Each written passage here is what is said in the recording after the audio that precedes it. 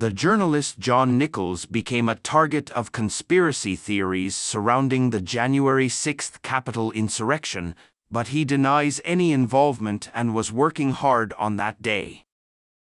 Late in November, Donald Trump's legal team filed discovery documents in the federal criminal case against him, which should be a routine legal matter. But the documents from Trump's lawyers were rife with heated political rhetoric and conspiracy theories about what had happened on January 6th. His lawyers referred to foreign actors who sought to, quote, undermine public faith in the U.S. democratic process. They mentioned Antifa, of course, because why not? And they also wanted information from the Justice Department on John Nichols or any similar persons who were encouraged or participated in any illegal activities on January 6th. Some January 6th conspiracy theorists believe that John Nichols, who was in Wisconsin on January 6th, not in D.C., appeared at the Capitol in order to trick Trump supporters into ransacking the place to make them look bad. They've got like a nickname for him and some video they think they've identified him on the scaffold. So that is the caliber of argument you can expect from the Trump legal team. False flag from John Nichols of The Nation. So who is this John Nichols? He's a political reporter based in Wisconsin, the author of more than a dozen books, and he was nowhere near the Capitol on January 6th. How did you end up in this bizarre position of learning that people thought you were involved in January 6th somehow? About a year and a half ago, I got a email from Caitlin Graff, who is the publicity director for The Nation, and she said, this is gonna make you laugh. And she sent me a post from someplace that said, it was John Nichols involved in January 6th. Was he, one of the people like urging people to storm the Capitol? And it had a kind of a grainy picture of me from many years ago. Sadly to say, before I got my bifocals and when I was perhaps a bit more youthful. And next to a picture of somebody who I guess was involved in January 6th, right? Or potentially. So they sent me this. She sent me it, and I thought, well, that's, weird. And so hold up. So based on one photo where you maybe resemble a guy who was at the insurrection, the internet says liberal John Nichols of The Nation was at the Capitol instigating violence? That's it? I've been pretty public for a long time, and I've had people say, wild and negative things about me in the past. So it's not, this isn't the sort of thing that shocks me. And then in November, right around Thanksgiving, I got a call from a very good reporter for the Washington Post who said, you're not going to believe this, but your name came up in the filings by Trump's lawyers regarding the D.C. trial on his attempts to overturn the election. Right. And I said, you got to be, really? And so she sent me a link to the documents. I went in. And this is, sadly, David, this is where it kind of loses its romance, because it turned out I was one of 35 line items in this, discovery document, in which they were going after stuff from Nancy Pelosi and the FBI and the CIA and all sorts of other folks, I guess. But there I was. Just for the record, what were you doing January 6th? I was working really hard. And I suspect you were as well. Yeah. January 6th, 2021 was a very kind of like a tightly constructed day for me. I got up early and took my daughter to the orthodontist. And if you have a daughter who's orthodontist age, what you know is that those last appointments are really very, very happy appointments because you're about to stop, paying a lot of money. But so I took her over and we, came back, and I said, well, we got to get back by, a certain time, like a little around noonish, little afternoon, because I got to turn on C-SPAN. I'm going to sit in front of the TV like the election geek I am, and I'm going to watch what's happening in the Capitol. And ignorantly, I had not taken, the Trump rally and things like that all that seriously. But I really thought that the action was going to be inside the Capitol. And I was super interested in the Republican objections, all the stuff that would play out, how Pence would handle it. And I planned to write a big piece on that. Well, a couple minutes into watching it, I saw things begin to get chaotic. Somebody ran in, Pence got pulled out and stuff like that. It took me, I don't know. It took me a few minutes to figure out exactly what was going on. And even then, I didn't really fully understand it. And then I started doing what, again, David, the sort of things you would do. I started calling people who were, on the scene. While the Capitol chaos was still going on, I started writing a big piece on, what this would mean constitutionally. So you were doing your job. You were doing your job in Madison, Wisconsin, minding your own business, as it were, except for the business of the nation. But now, how does this affect your life, though? I mean, and what does it tell you about Trump's case that you're dragged into this? So those are two very separate questions. Number one, it affects my life in that all of my friends are teasing me now. And I have had people from all over the country call me. So that's one side of it. And it hasn't, I think that there are journalists who are in much more difficult positions, right? And who, have people who target them for all sorts of reasons. There have been people doxxed throughout the press, and it's pretty unrelenting. Yeah. Yeah. And so what it has been, though, and this is what I do, I write about politics, and I write about that intersection of media and politics and those points at which the process is strained. And what this has done for me is to actually tell me that the process is much more strained and much more, I think, dangerous than perhaps we even imagined. And the first part about it is, you asked about Trump's case. What I'll say about Trump's case is this. It looks a lot weaker than I thought. And I thought it was pretty weak. Because of your presence there as a witness. Yeah. Yeah. It looks like they're throwing things at the wall, right? Just trying for, dozens and dozens of possible conspiracy theories and digging pretty deep into conspiracy theories. I'm talking with reporter John Nichols. We'll continue in a moment. What conspiracy could John Nichols, writer for The Nation, possibly participate in? And have you heard from any Trump lawyers? No, I've not. Are you going to have to testify in any potential trial? I'm willing to. But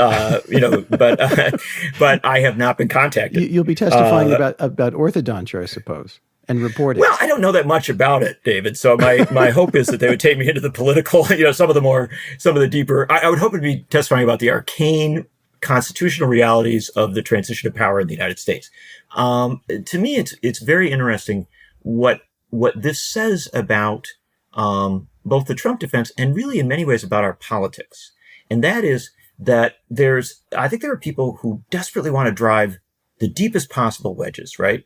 To believe that those who disagree with them don't just disagree with them, but they're actually evil. But in this case, when it gets beyond the kind of troll world or the fringe of the internet and comes into a very major legal case, right? And a filing as regards that case, that is a big deal. Has it led you to look even more carefully at Trump and social media, and what have you learned about it? What I think about it at this point is the decay of our communications, and those communications which, underpin democracy, is far more severe than I thought before this came along. How do you mean? Because we know that local media is dying in a lot of the country. Journalists are getting laid off, that internet news operations are not filling the void. And so we know that there's a gap out there. There's an information gap. And that gap is increasingly, especially on social media, being filled by lies, propaganda, spin. And we also know that in this era, it's possible to produce those lies in much more sophisticated ways. So the gap gap is an opportunity for political operatives. Yeah.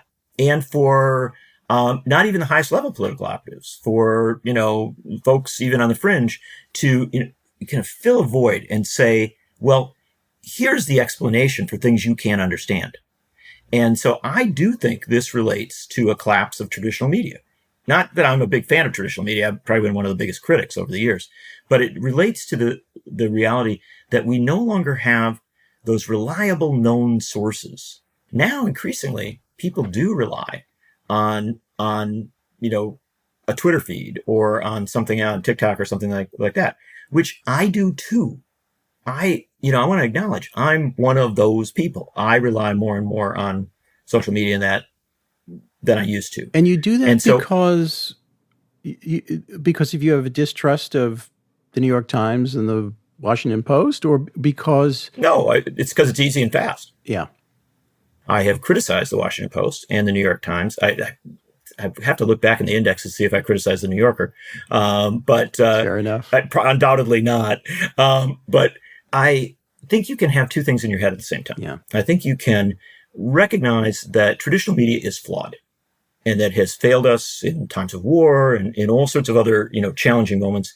I think there are many folks who will tell us that it's, failing even now in Israel, Palestine, Gaza. And so we can have those discussions. But separate from that is the fact that it isn't there, right? That at the local level and even the regional level, increasingly, those reliable sources aren't there. And so the gap gets filled. I think for Trump, that's been very advantageous, right? Trump was really, in many ways, the first politician of a new era. And that his ability to communicate directly to people and his understanding that the way to do that is to tell people that everything is urgent, that everything is breaking, and also that there are really bad players who are conspiring against you. And you better just rely on this stream of information, because if you believe anything else, right, it's unreliable and it's probably there to harm you. John, is Trump uniquely good at this? There's a similar story when Trump shared a photo from the courtroom of his civil trial in New York. And he claimed that a man sitting way in the back of the room was the son of the judge, Arthur Engoron, somebody that Trump really hates. And that was completely wrong. The man he picked out was a court reporter for the New York Post, in fact. But that didn't stop the claim from getting a lot of traction in Republican circles. Are we going to be seeing more and more of this kind of thing as the election year progresses? 100%. Absolutely. In fact, that's why I'm interested in this. You see a $148 million judgment reached in the Giuliani defamation trial of two black former election workers in Georgia. He falsely accused them of stealing the election on behalf of Joe Biden, and that doesn't seem to have a sobering effect on Rudy Giuliani at all. He's still out there defaming them. Do you regret what you did to Rudy? Of course I don't regret it. I told the truth. They were engaged in changing votes. There's no proof of that. Oh, you're damn right there is. Stay tuned. What will it take for MAGA extremists to back down from character assassination and things like that when an entire media machinery, the kind you've been describing, remains powerful and vicious and unending? As a historian of the American experience, and I've written a lot of books about American history, we have moments of fever, and then we come out of them. We calm ourselves. The period before the Civil War, the period of the first Red Scare, the period of the isolationism in the 30s into World War II, and then the Red Scare that followed it. If you look at, what we saw in the 60s, assassination after assassination after assassination of prominent figures, you can get to a point where you think, wow, this is, it's all falling apart, right? And I think a lot of people are there now. I mean, what happens in 2024 will give us a very, very strong signal of where this country is going. If I was to predict one thing, it would be a decisive election result in America. Is something that has the potential to break the fever. If we're committed to this small d democratic experiment, right, then we have to believe that the way out is to have a decisive result one way or the other. I don't mean to deflate our one moment of optimism or hope, but we heard all during Trump's first term that, if they got defeated at the ballot box in 20, and then again they were in 2022, that the fever would break. And yet the MAGA Republicans just keep coming. So are they our new normal, or will they eventually retreat and become something different or marginal? I don't think they're our new normal. I know this is an odd thing to say, but I have a regard for his skills as a communicator. He clearly knows how to kind of, get hit with something and stand right back up and push back even harder. I think it is somewhat unique to him. I don't see many other figures. I mean, you have a whole bunch of Republican candidates who are trying to recreate it. And so I do think there is a chance that Trump is a unique figure, as we've had unique figures in the past who, kind of build a party around them. Trump has defined the Republican Party. There's no doubt of that. We are stuck in the United States with a two-party system. I think that's problematic in many ways. I wish we had a multi-party system. And so if somebody dominates one of those two parties, they're going to define it. That definition is going to continue for so long as that person is in play. I do think that both the Republican Party and the Democratic Party are going to have to redefine themselves. Because right now, the Democratic Party is defined by Trump, right? As well as the Republican Party. They're both kind of like, revolving around this thing. And do I think that's the point at which a fever breaks? I think potentially, yeah. I am open to that prospect because, as my wife tells me, I am a very optimistic person. John Nichols of The Nation, thanks so much. It's been a pleasure talking to you. John Nichols' books include Coronavirus Criminals and Pandemic Profiteers, and most recently, It's Okay to Be Angry About Capitalism, a book he wrote with Bernie Sanders. The federal trial of Donald Trump was scheduled to begin on March 4th, but that date is now in limbo as an appeals court decides whether a former president is immune to prosecution for alleged crimes committed while in office. That's the New Yorker Radio Hour for today. I'm David Remnick. Thanks for listening. I hope your new year is off to a wonderful start.